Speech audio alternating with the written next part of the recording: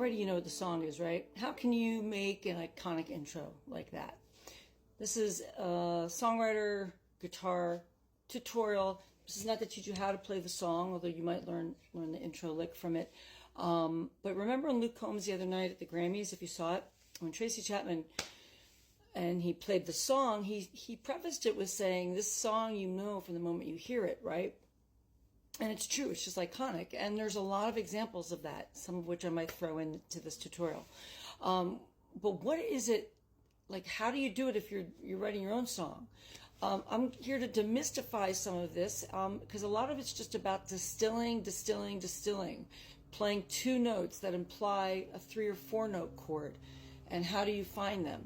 And honestly, I know that we often are just noodling around when we're writing, and something just beautiful comes up, and you don't even want to know what it is. You don't want to do the theory. You don't care. You just love it. That's totally cool. All the power to you. But say that you're stuck, or say you've written a melody that you really love over chords, but the chords sound kind of blah, and you go to record it, and you're like, oh, I want to do something. He probably didn't. Maybe he wrote that on the piano, Steven Tyler. But the point is, that's like A minor, F. Well, again, I'm playing with the capo up to the 2nd fret, so everything I say just go down a whole step. So this is F minor, C minor. That doesn't sound really interesting, but you play the little itty bitties, as I call them, because they're less scary. These are sometimes they're called inversions, which is just so little bitties. But in this case, in like Fast Car or say Blackbird, where a very similar thing is happening here, where they're basically using 2 notes of maybe a 3-note chord. Now, for especially my older students, meaning adults, they sometimes go, don't tell me anything. My head's exploding. But kids can count up to 5 on their fingers, and they understand sometimes better. But if I say the 3 or the 5, if the chord is a C, C, D, E, F, G, G is the 5, and E is the 3rd. That's all it is. It's not rocket science. Embrace, okay? And if they say the flat 3rd, it means this note down 1 fret, okay? And that always turns a chord into a minor chord. And that's all that's happening here. You have 4 chords, 4 simple chords that you probably play all the time. C to G, again, not really. C to G, 4 to the 1, 6 to the 5, also known as C to G, E minor to D. Okay, so we've all played that a lot, or chords like that. So how did she come up with something? I don't know. She was probably just sitting there going, and did that. But what is that? That's just a G chord, but it's only 2 notes. It's only the root and the 5th. And then, okay, this is up here, but it's basically an E minor chord. It's just an E minor chord. It's the root and the flat 3rd. Remember what I just taught you? 2 notes out of 5. It implies the full nature of the chord. We don't need to know why it makes us feel so good either, but it does.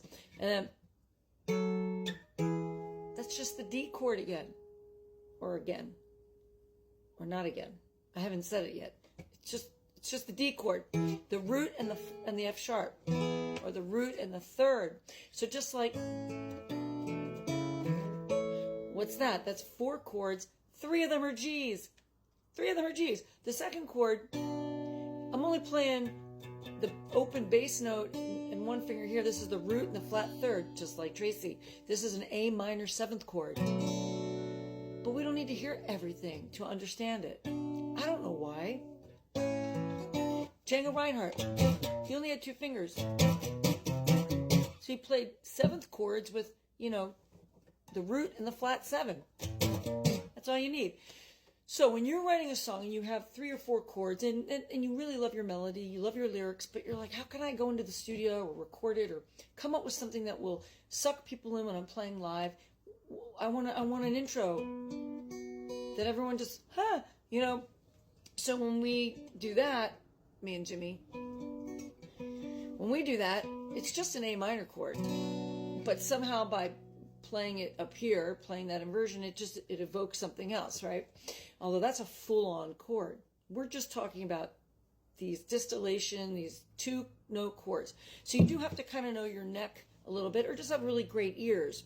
But if you know your chord, if you can find like the bass note up the neck and then find the 3rd or the 5th above it, or maybe a note that's not a chord tone,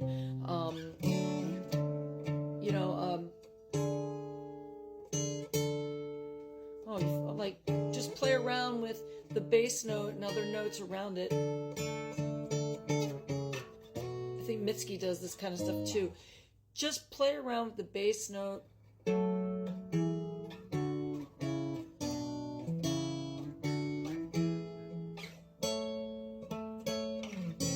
Okay, so that's my tutorial today. How can you make an iconic intro? Distill, distill, distill. And yeah, good luck with it. Let me know if that helps at all. Okay, bye.